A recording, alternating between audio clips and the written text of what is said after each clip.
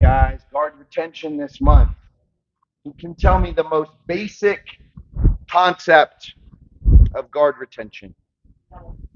Using your right knee to elbow. Yep.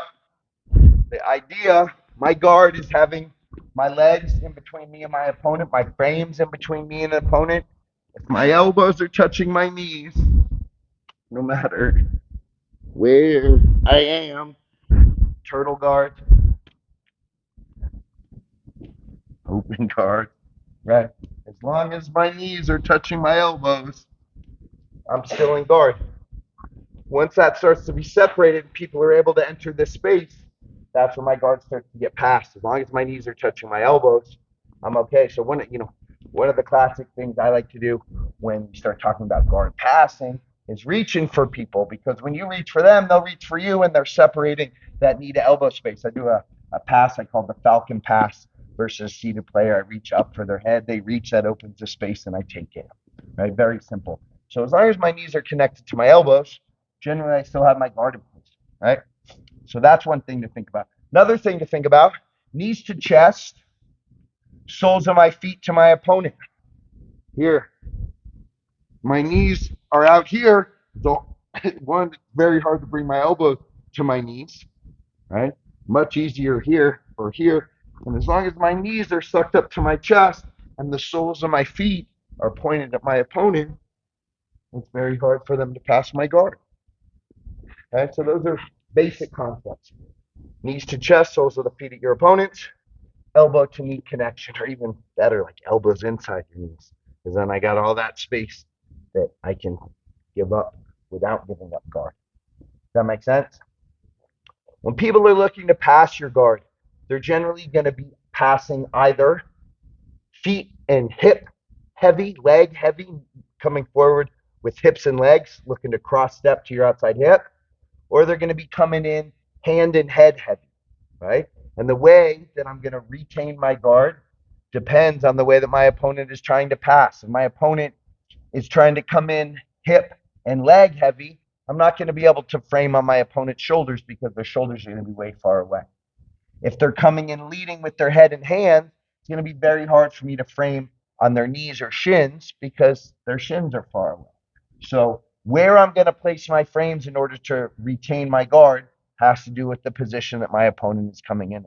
Okay, Jack, can I borrow you?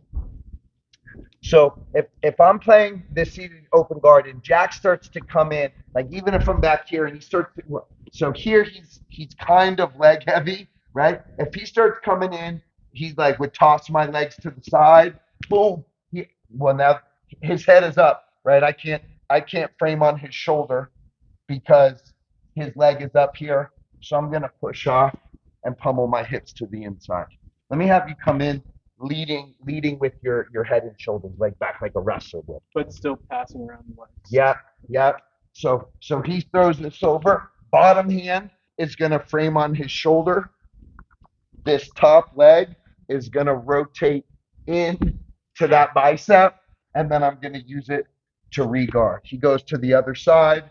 He throws me out. Bottom frames. Ideally, I would like to bring this foot, and I'm struggling with my hip mobility after my hip workout today, but I'm going to bring my feet to the biceps here. If I'm forced to come over the top, he steps in, boom, I'm framing here. That's okay, but it gives him passing opportunities. As I come over the top, he steps in, I frame. As this leg comes here, it's very easy for him to then sort of scoop and pass there, right? But this is the drill that we're going to do. So if he's down, I'm here, I'm throwing his legs, and I'm coming here. I'm leading. He's going to frame with his bottom arm.